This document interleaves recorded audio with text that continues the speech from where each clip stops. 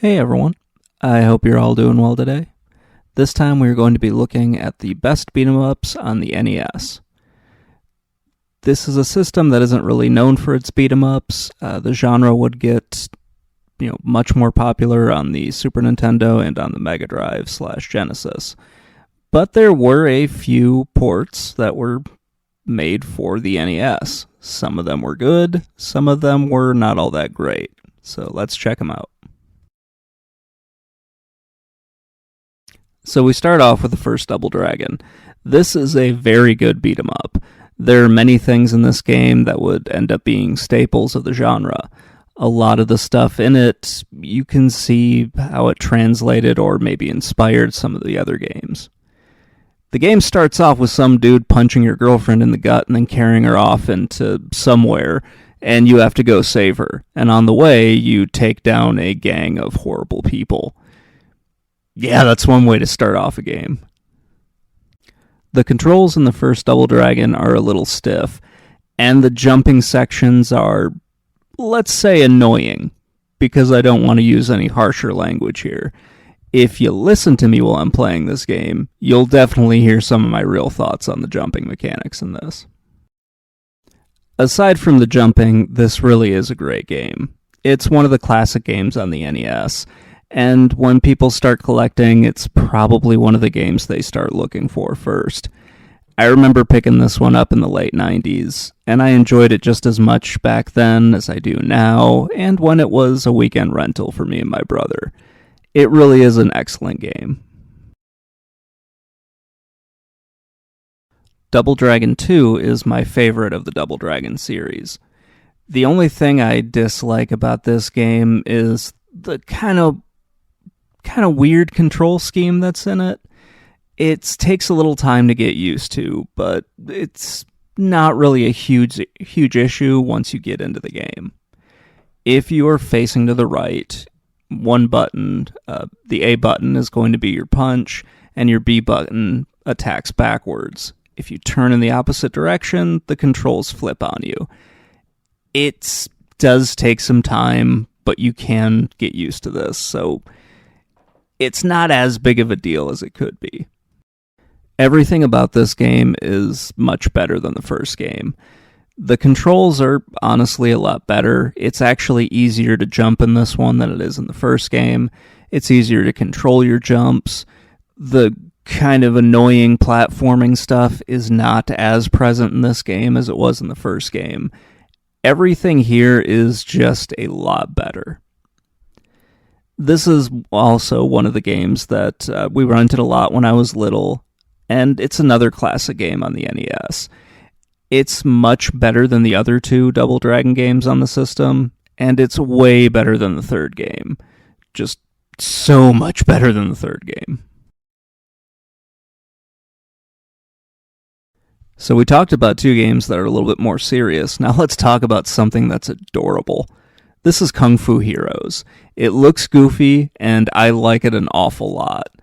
This is a port of a 1984 arcade game called Chinese Heroes, and it is part of the Super Chinese series. I just think that's kind of funny. This is a single-screen beat-em-up, which is a very unique style for the genre. It looks like it could have been a cartoon at one point, or at least I wish there had been a cartoon about this, because I think it would have been pretty ridiculous. The gameplay is pretty straightforward. Enemies walk onto the screen, and you have to punch them or do your weird flipping jump, kick, butt stomp move, which I can't figure out how it actually kills the enemies, but I completely accept that it would do it. It's somehow totally understandable, and not something that you would think outside of a video game would actually kill someone, but, whatever.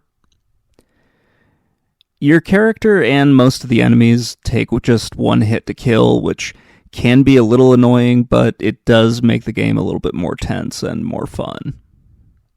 The game has a really simple story where there's a princess who's been kidnapped and 10 treasures have been stolen, and your job is to go find them and bring them back. It's honestly a lot of fun to play.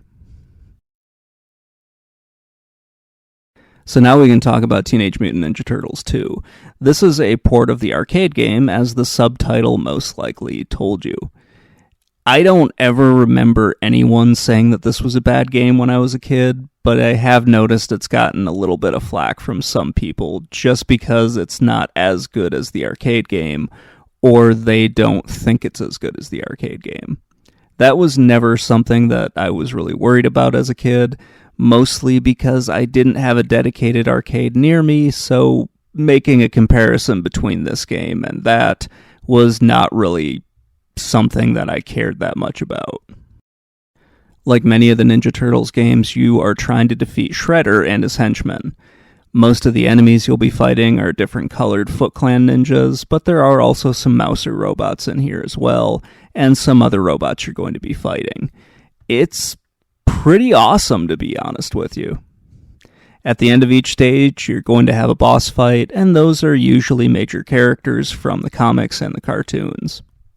This is one of the best beat-em-ups on the NES. It has solid controls, the gameplay is great, and the graphics are wonderful for the system. A lot of this is going to just be a repeat of what I said about Teenage Mutant Ninja Turtles 2, but let's power through this one. Teenage Mutant Ninja Turtles 3, The Manhattan Project, in my opinion, is better than the second game. I just like this one an awful lot more, and there's no real reason why. I just kind of like the setting, I like the story, and I think it handles a little bit better than the second game. Like the other Teenage Mutant Ninja Turtles games, you have to save April and defeat the Shredder. I know much of this will be repeated from the previous entry, but it's a familiar formula that works really well, and this is another great beat-em-up.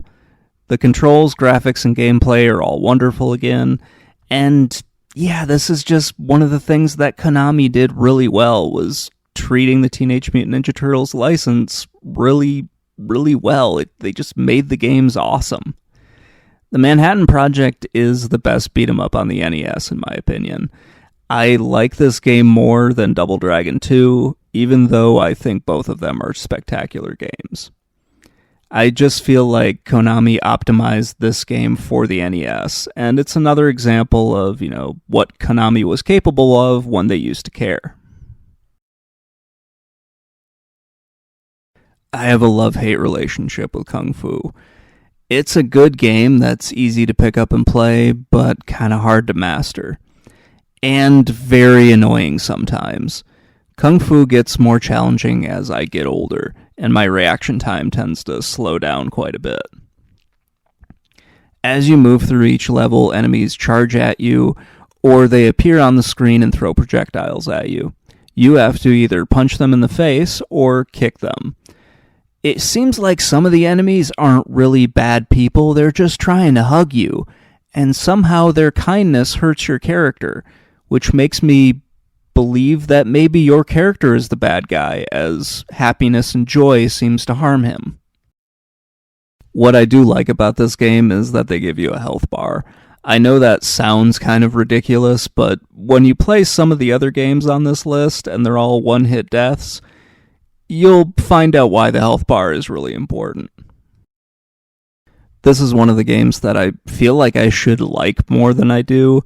It has solid controls and decent graphics for an early NES game.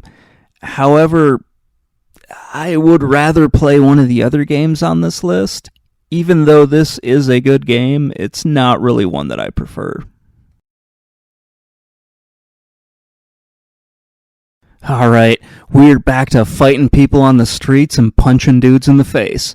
This is Renegade, and it is, in many ways, one of the precursors to River City Ransom. It has a similar control scheme to Double Dragon 2, but it isn't executed as well as Double Dragon 2. Instead of taking the time to adjust to it, you need to master it pretty quick, because the enemies are going to gang up on you and they're going to beat the crap out of you. This doesn't really make the game unfair, but it is really frustrating when you first get into it, because there is a pretty steep learning curve that you need to get over. I chose this one over Double Dragon 3 because this isn't as punishing of a game as Double Dragon 3. You have more than one life, unlike that game, and it just seems to be a overall better game than a few of the ones that didn't make this list. I was kind of scraping the bottom of the barrel when I chose Bad Dudes. This is a bad port of a decent arcade game, and I liked the arcade game, so that probably elevated this one over some of the others that probably could have made it on here. There are several problems with this game. If I were ranking them, this would probably be at or near the bottom of the list. Bad Dudes has an issue with hit detection, somewhat delayed controls, and graphics that aren't always as good as they probably could have been. It is a playable game, and you can deal with some of the issues that it's throwing at you, but it does kind of require you to adjust to what's going on. This is a side-scrolling beat-em-up, much like Kung Fu, but not done as well as Kung Fu. The arcade version is a pretty good game with decent controls. However, the NES port could be a lot better in many areas. Okay, so far we have fought robots, ninjas, robot ninjas, and also street gangs. So I guess the only place we have to go now is defeating the Soviet army. I mean, that's a natural progression, isn't it? Russian Attack is a fun game, and it's a decent port of an arcade game that, at least I think, has been largely forgotten, unless you're one of the people who looked into the NES game and found out about Green Beret ahead of time. I'm sure some people remember the arcade game, but I was not one of them. Russian Attack is a simple game where you move from left to right and you stab bad guys with your knife, and eventually you reach the end of the stage where you stab more people with your knife, or you blow up helicopters or fight some crazy person with a flamethrower. Either way, there's a whole lot of knife stabbing going around. There are some power-ups that you can get that are really only temporary, but they do give you a ranged attack for about 3 or 4 shots. It's not really anything amazing. The big thing with this is there are one-hit deaths, so you need to really pay attention, and the game really does test your reflexes at times. This would have been a fun rental back in the 90s, but hey, that didn't happen for me, so I got to play it now, and I think Russian Attack is a pretty fun game. River City Ransom is a pretty unique game. It's somewhere between an action RPG and a beat-em-up, which is something I didn't know I wanted in my life, but I'm so glad that it's here. It's an extremely fun game to play as you're exploring the city and beating the crap out of random people. I know that they are street gangs, but I like to pretend in these games that they're just innocent bystanders walking down the street and you're the bad guy and you're mugging people. That's how I choose to view this game. It also makes it a little bit funnier for me when you just walk onto a screen, some guy happens to be standing there, you say something mean to him and he whips a chain at your face. I find that to be funny. I don't know why, but whatever. Like many other beat-em-ups, you're trying to rescue your girlfriend who's been kidnapped. I don't know why this is such a popular thing, but whatever.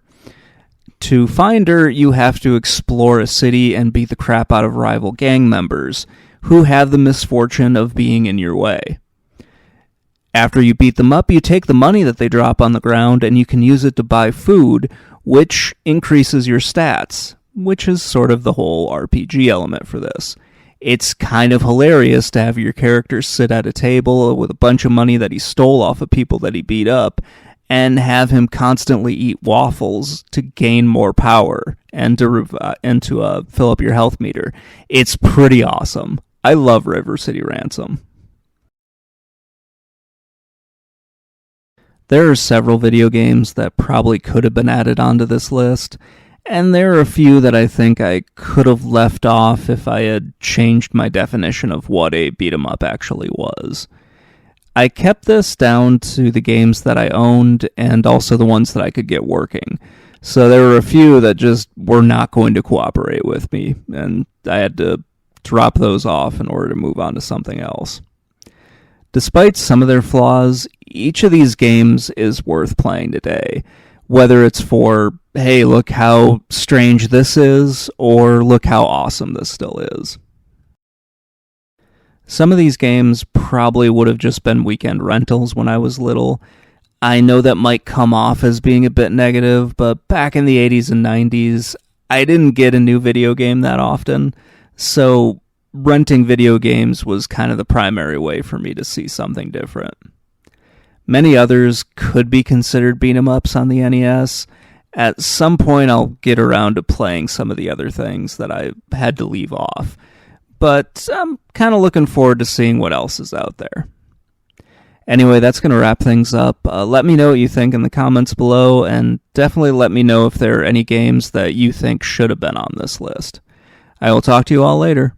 Bye.